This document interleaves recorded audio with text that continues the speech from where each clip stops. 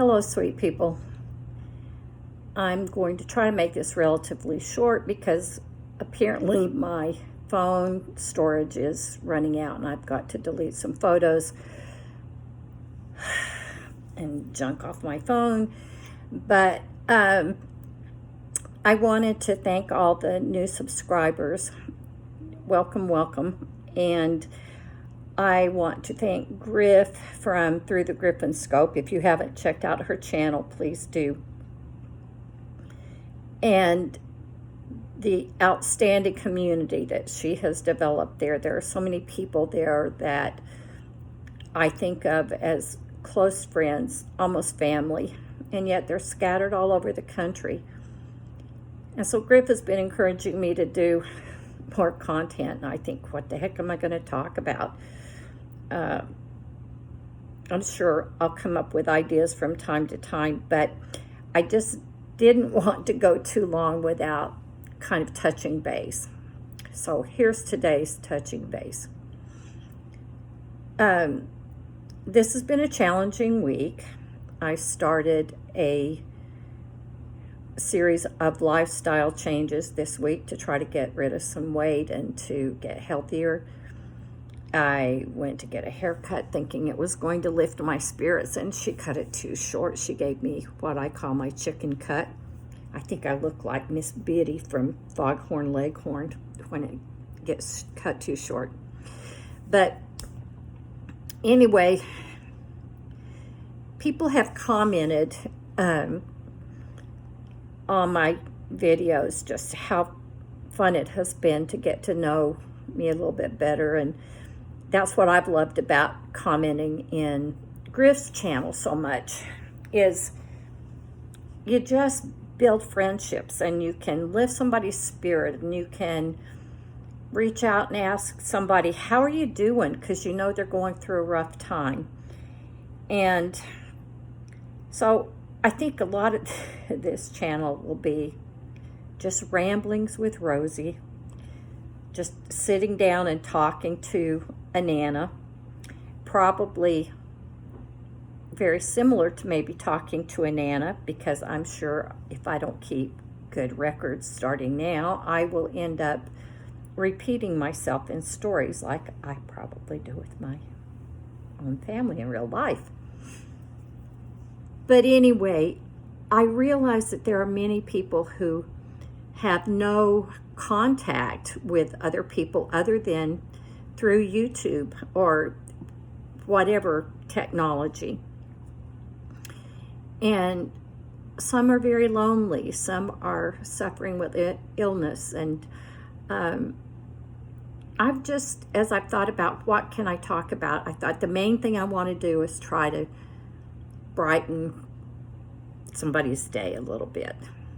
So I just wanted to do one more quick video to tell you this. And this is, I think, try number 6, because my phone keeps cutting off. My storage is full and I keep deleting things. And anyway, hopefully I'll make it through this one. I've actually, in doing this, I've worn off all my makeup that I had on. But you know what? I am what I am, says Popeye. But I just wanted to talk a little bit about sense of humor and being sure we keep that through life, because I think even in the roughest of times, we can find humor in things. And whether it's sharing a silly story from our childhood or something we did that we messed up on and it was embarrassing, or, just whatever. If we can share human experience and help somebody else, then that's what I'm going to do. So we'll see how it goes. I will share stuff on this channel that, sometimes when people hear it, they go like, oh my gosh, that's so sad. But when I do, anything I share with you, please know that whatever it is I'm sharing, I made it through, and I'm okay. For the most part, I'm okay. Some people might question that, but I think I'm okay. And So as I was growing up, my folks were both alcoholic. The house was full of physical abuse. My father sexually abused me from the age of about 3 until I was 16 and left home. It was not a happy childhood. And we often didn't have food because Mom and Dad drank up everything. Daddy couldn't keep a job. It was just kind of stunk. But anyway, I made it through. We all made it through. I was the oldest of 4 children. And I ended up kind of raising my brothers and sisters and my mom and dad too, to a degree. But I made it through. And I learned a lot from it. And one of the things I learned I owe to 2 really special uncles. I had 2 aunts and 2 uncles who never had children. And I was the first grandchild, so I was kind of the rock star for a little while. And they would invite me to come spend the night. And as I got older into preteens and teens, it was especially an escape to get out of my house with my mom and dad. And when I was 16, I actually went to live with one of the couple, Sissy and Uncle Bill. And they did a lot of activities with the other couple who didn't have children, Uncle Alan and Aunt Louise.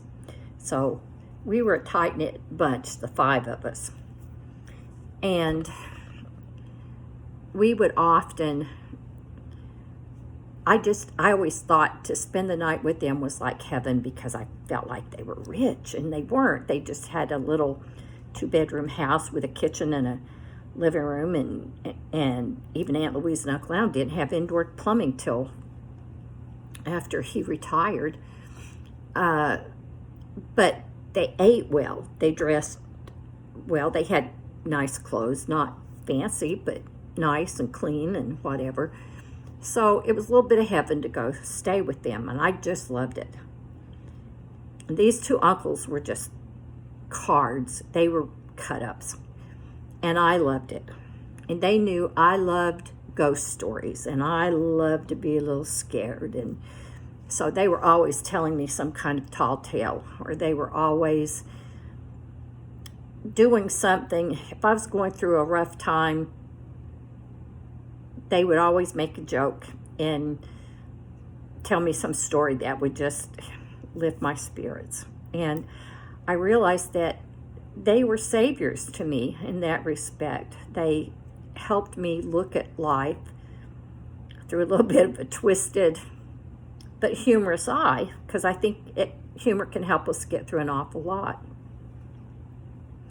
But I just wanted to tell you about those 2 men. They, of course, long since passed. I'm 73, so they're long gone. But these 2 would plan things, coordinate things to just scare the crap out of me. Things like we'd be driving somewhere, and I always sat up front with these 2 uncles because that's where the action was when we went anywhere. And the 2 aunts sat in the back. I was up front between Uncle Bill and Uncle Alan, and we were in either of them. They both had Ford Fairlanes, 2-tone Ford Fairlanes, like 1956 or something. And I was just a big shot, riding around with them and cutting up. It was just fun. And so we would go out to eat sometimes when I'd spend the night with them, and we would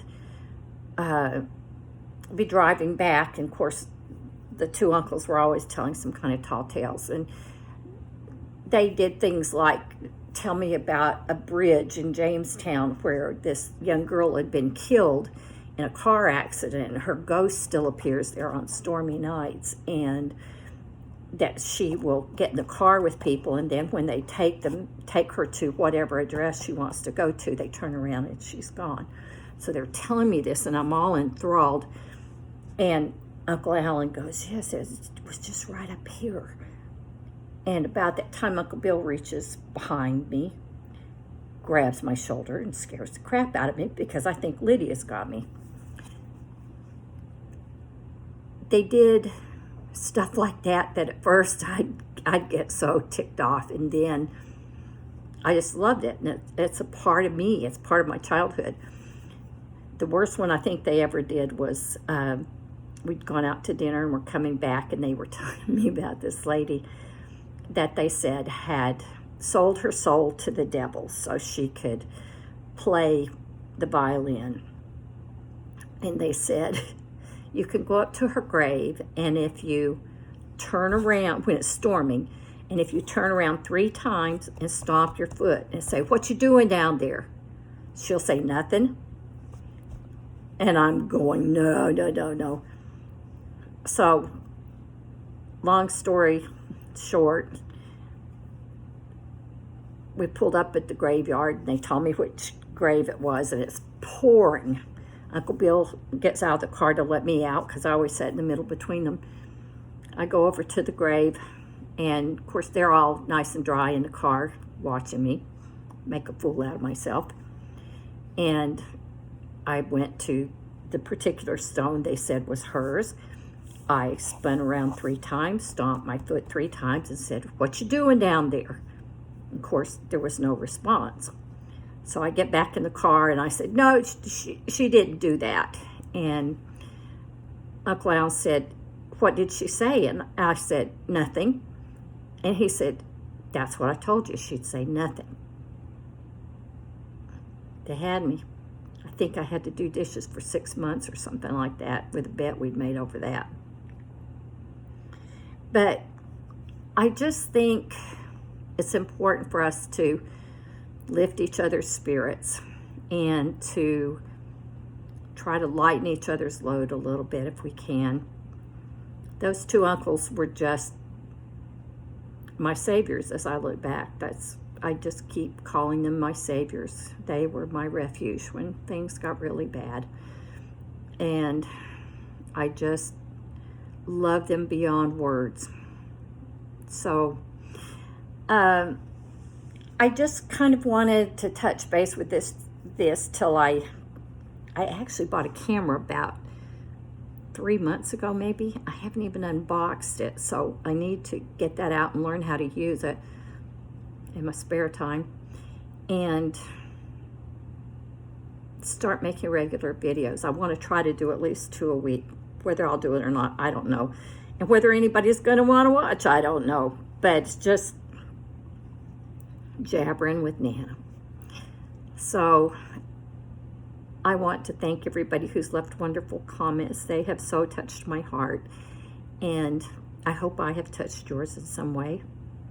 And I used to have some really sweet thing I put at the end of my videos when I first started a year ago, and I can't remember what it was, and I haven't looked it up, which I should, but I will just end in the way that I ended in comments in YouTube communities, and that is to sign off saying, sending love and hugs. Everybody needs a hug now and then. And healing light. And if you need it, whether mentally, physically, emotionally, whatever, go for it. I send it your way. Love and kisses till next time. Bye-bye.